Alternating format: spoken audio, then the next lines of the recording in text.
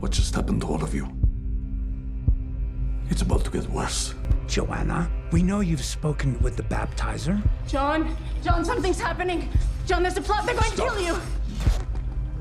What if everything we've seen so far was just a calm before the storm? What if the miracles, the crowds, and the sermons were never the whole story, but only the beginning of something far more painful, far more personal, and far more dangerous? Season 5 of The Chosen will not only shake your faith, it will test the hearts of every disciple. The tide is turning, and the one man who's been preaching love is now walking straight into hatred. The death of John the Baptist isn't just a tragedy, it's a warning. And Jesus knows it, because now Herod isn't satisfied. The whispers of revolution are growing louder. And in the shadows, the religious leaders are no longer divided. They are united by one goal: to destroy him. Everything is about to change. When Season 4 ended, we witnessed a moment that shook the world of Jesus' followers to the core. John the Baptist, the voice in the wilderness, silenced by a king's lust and pride. But this wasn't just a moment of grief. It was a sign. A signal that the time for safety has passed. In Season 5, we are entering dangerous territory. Herod's hands are stained with blood, and the Pharisees, once merely suspicious, have now tasted the power of fear. And Jesus, he weeps. Not because he is afraid, but because he knows what comes next. The people who cheered for him, who followed. Him who begged to be healed, many of them will turn away. Not because he changed, but because their expectations did. Season 5 will tear open the delicate balance between love and betrayal, truth and politics, faith and fear. The disciples, once full of fire and hope, will begin to feel the weight of something heavier: consequence. Matthew's redemption may have started, but not everyone forgives so easily. Simon Peter, still grieving the loss of John, is carrying a rage that could destroy him. And as for Judas, the cracks are spreading. His charm and loyalty are still intact, but something darker is taking root. He sees the tension. He feels the fear, and he wants control. This season is not just about what Jesus will do, but about what others will choose in the shadow of his mission. The teachings are becoming sharper, the parables more direct. The confrontations, inevitable. But perhaps the most haunting part of Season 5 is the sense that time is running out. The miracles don't stop, but the threats are getting louder. The temple leaders are no longer content to watch. The Sanhedrin, divided by pride and political ambition, begins to close ranks. Caiaphas and Shemuel, they aren't arguing anymore. They're planning. They're watching Jesus, tracking his movements, studying his words. And now that John is gone, the question is no longer if they'll strike, but when. Jesus' path is narrowing. The calmness in his voice hides the weight on his heart. He smiles, he teaches, he heals, but he knows. He knows the city of Jerusalem isn't a destination. It's a death sentence. The people don't understand yet, but he does. And that is what makes this season so heavy, so human. This is the beginning of the end. And yet there's beauty in the heartbreak. Because even as the danger grows, Jesus keeps going. Even as the grief deepens, he keeps loving. Before you watch Season 5, you need to let go of what you expect. This won't be the story of easy victories. This will be the story of love that bleeds, of truth, that burns, of faith, that costs everything. Because to follow Jesus now is to walk into the fire with him. Judas is smiling on the outside, but inside something has shifted. He's not the same wide-eyed follower we met before. He still believes in the mission, but it's no longer Jesus' version he wants to follow. It's his. Behind every nod and every compliment, there's a quiet calculation. He sees the crowds, he sees the influence, and he sees the missed opportunities. Why doesn't Jesus take control? Why doesn't he strike back? Judas is growing restless, and that restlessness will soon become dangerous. The moment John the Baptist was killed, something broke inside him. He saw a man of God fall, and Jesus didn't stop it. And though he doesn't say it aloud, the doubt is growing. What if this movement is headed for destruction? What if Jesus is letting it happen? These questions are poison, and Judas is already drinking them. And Judas isn't the only one shaken. The entire group is cracking under the weight of fear and loss. Peter, who once leapt into the unknown with blind faith, is becoming unpredictable. Grief over John's death and guilt over his own impulsiveness are eating him alive. His need to protect Jesus is turning into frustration. Why aren't they doing more? Why are they still showing mercy to people who hate them? He wants action, but Jesus keeps choosing peace, and it's driving Peter to the edge. Even his relationship with Eden, already strained, is becoming colder. He's trying to carry a burden too heavy for one man, and it's tearing him apart. Then there's Matthew, still the outsider, still the one some disciples don't fully trust. But he's trying every day, every step he's growing in quiet strength, and it's not lost on anyone that he's starting to understand things the others don't. His mind sees the patterns, the deeper meanings behind Jesus' words, but even he can sense the shift in the air. He's no longer documenting a joyful rise. He's recording the final descent. His scrolls are filling up with stories that sting with questions, that don't have answers, with prophecies that feel more like warnings. And Thomas, the heartbreak hasn't faded. His faith is still alive, but joy feels further away. Losing Rama didn't just crush his heart, it reminded everyone that following Jesus doesn't shield you from pain. There's no special protection, no promise of safety, only the promise of truth. And truth, as they're all learning, is costly. Mary Magdalene sees it too. Her past haunts her less now, but the future haunts her more.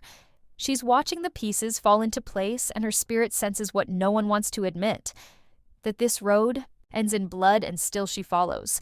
What's terrifying is not just the enemies outside, it's the tension inside. The disciples love Jesus, but they're starting to question the cost. They whisper when he's not listening. They argue over who he trusts more.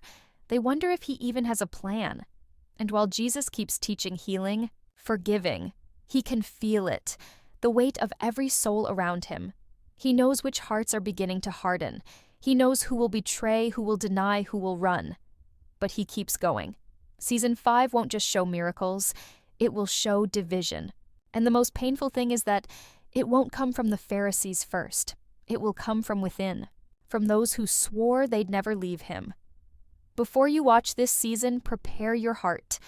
Because you're not just watching a story about faith, you're watching faith get tested to the breaking point, and not everyone will pass Herod.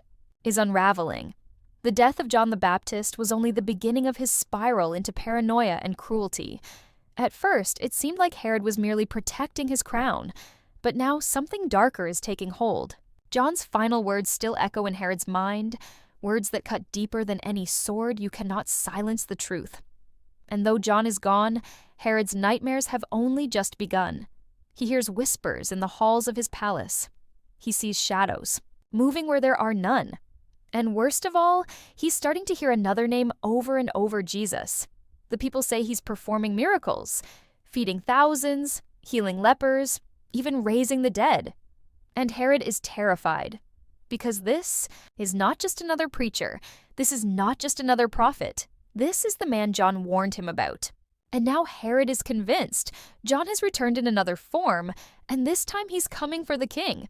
But Herod isn't the only one trembling behind closed doors. The Sanhedrin is holding secret meetings, late at night behind guarded walls, where fear is cloaked in holy robes. Caiaphas the high priest is furious. The crowds are growing louder. The Roman officials are growing restless. And Jesus refuses to stop. Every healing is an act of rebellion. Every parable is a threat. Every step he takes as a challenge to their power, but they can't kill him. Not yet. The people still adore him. The poor cling to him. The broken worship him. If they strike now, they risk turning the city into a war zone. But if they wait too long, they fear they'll lose everything. So they begin to plot, quietly, carefully, ruthlessly. They pay informants.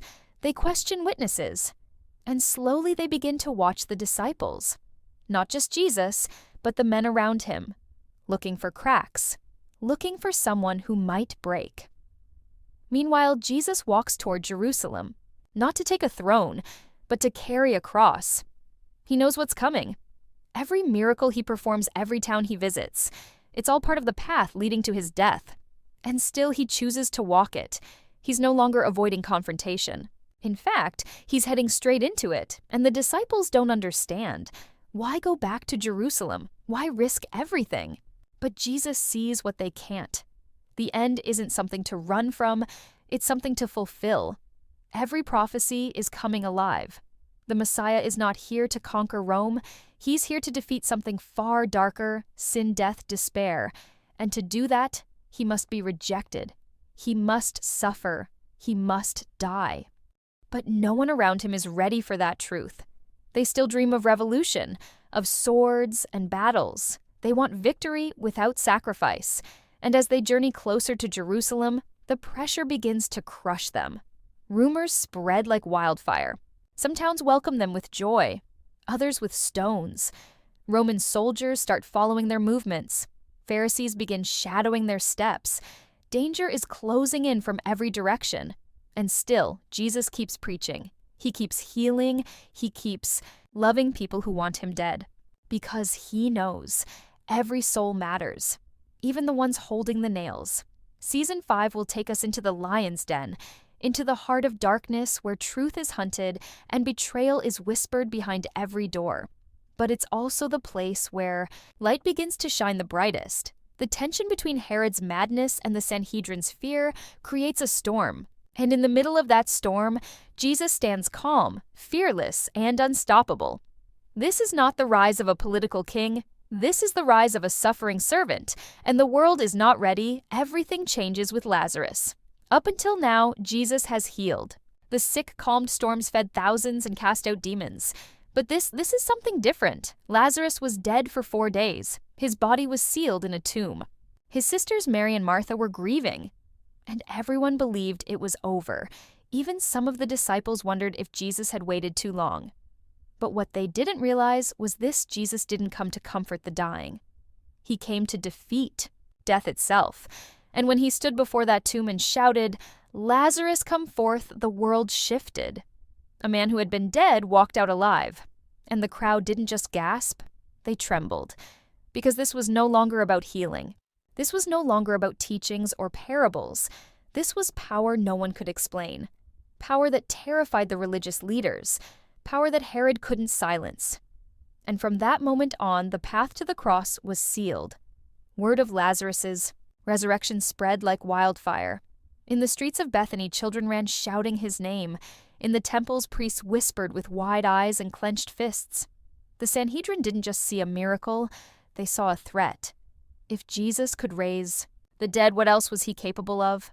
If the people believed he was the Messiah, they would follow him to the ends of the earth. And if that happened, Rome would crush them all. That was their fear. And so they made a chilling decision. Jesus must die not later now. And not just him, Lazarus. 2. They couldn't let living proof of his power walk freely among the people. They would rather bury the truth than face it. And in that moment, darkness made its move. But while the world plotted, Jesus wept. He wept for Lazarus, for the pain of his friends, for the sorrow that sin brought into the world. He wept not because he lacked power, but because he loved deeply. That's the part many forget. The Son of God, who holds the stars in his hands, also carries the weight of human heartbreak. And in this season, that heartbreak grows heavier with each step. He knows that the miracle of Lazarus will become the final spark that ignites the fire. He knows that by giving life, he is signing his own death sentence. And yet he chooses it, because love demands sacrifice. And the cross is no accident. It's the plan. The disciples can feel it too. There's a shift in Jesus. He's more focused, more intense. He speaks of his death more often now. He warns them, prepares them, but they can't fully grasp it. How could they? He's their teacher, their healer, their hope. The idea of him dying feels impossible. And yet they begin to notice the signs, the growing hostility, the strange looks from the Pharisees, the way Jesus stops to pray longer, speak softer, weep more openly. Something is coming, and it's not just fear they feel. It's sorrow. The kind of sorrow that comes when you know your world is about to change forever, but you can't stop it. As Lazarus walks among the living, his presence is both a testimony And a warning, he is proof that Jesus is not just a prophet, but the very breath of God. And with every step Lazarus takes, the pressure builds. The enemies close in. The trap is being set. And Jesus, fully aware of it all, doesn't flinch, because he knows what lies ahead. A borrowed colt, a broken piece of bread, a kiss in the garden, and the weight of the world on his shoulders. The storm has been building, and now it breaks. The closer Jesus gets to Jerusalem, the more intense everything becomes. The tension among the disciples is rising. The danger surrounding them is no longer a shadow. It's a reality. The Sanhedrin has already made their decision. Jesus must die. Not because he broke their laws, but because he broke their control. The crowds love him. The broken are drawn to him. The powerful are terrified of him. And as Lazarus' resurrection echoes through the streets, the high priest tears his robes and begins to set the final trap. But what none of them realize is that Jesus already knows. He's not walking blindly into danger. He's walking willingly into destiny. And in the middle of all this chaos sits Judas, quiet, watching, listening, carrying a weight that none of the others can see. For so long he followed Jesus with boldness, with conviction. But somewhere along the way something shifted. Maybe it was fear, maybe it was pride, maybe it was the slow, cold whisper of the enemy twisting his thoughts. Judas expected a conqueror, a king who would overthrow Rome and crown the 12 disciples as rulers. But instead, he sees a Messiah who weeps, who serves, who speaks of dying. And Judas cannot understand it. He wanted revolution, not redemption. So, he makes a decision that changes history forever. He goes to the priests, and he asks one question. What will you give me if I hand him over to you? And for 30 silver coins, the price of a slave, he sells the Savior. What's chilling is that no one suspects him. Judas doesn't look like a traitor. He's still there, still walking with them, still praying, still smiling. That's how betrayal works. It hides behind familiarity. And when Jesus gathers the disciples for their final meal together, the Passover, he knows Judas has already made the deal. Yet he lets him sit at the table.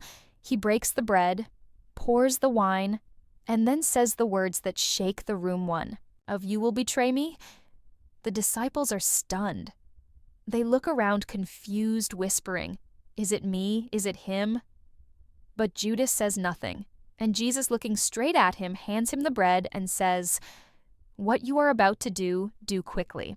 And just like that, Judas slips into the night and the countdown to the cross begins. But before the soldiers come, before the arrest and the trial, Jesus does something the world still struggles to understand. He kneels. He picks up a towel and washes the feet of his followers, one by one. Even Judas, the Son of God, on his knees, cleaning the dust off the feet of the very man who would betray him. That's the heart of this season. Power doesn't shout. It kneels. It serves. It breaks bread with the broken. It loves the unlovable. And in this final supper, Jesus isn't just preparing them for his death. He's showing them how to live, how to love, how to carry the fire forward when he's gone. The emotional weight of this moment is almost unbearable. Peter, brave but confused, swears he'll never leave Jesus. But Jesus knows the truth. He tells Peter plainly, before the rooster crows, you will deny me 3 times. The others are stunned. Peter is heartbroken, but Jesus isn't angry. He's preparing them because he knows what's coming next. The garden, the prayers, the betrayal, the sword, the kiss, the chains.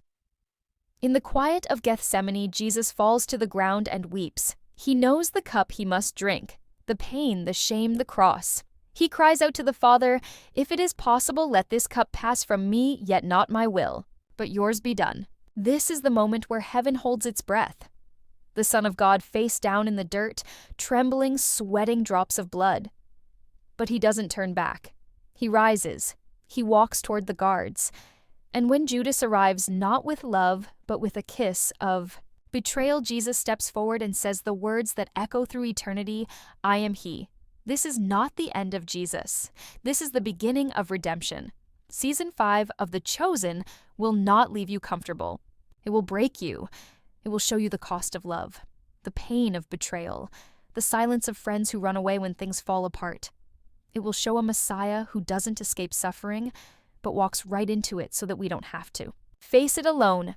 Every moment has been leading to this. From the manger to the temple, from the Jordan River to the Mount of Olives, this is the hour. And it's not just about a Roman cross, it's about a choice. A love so deep, so unshakable, that it endures nails, thorns, spit, and shame just to reach the heart of humanity. You need to know this before watching The Chosen Season 5. This isn't just a story. It's the story. The one that changed everything. And the one that even now is still changing hearts. Because the end is where the beginning truly begins.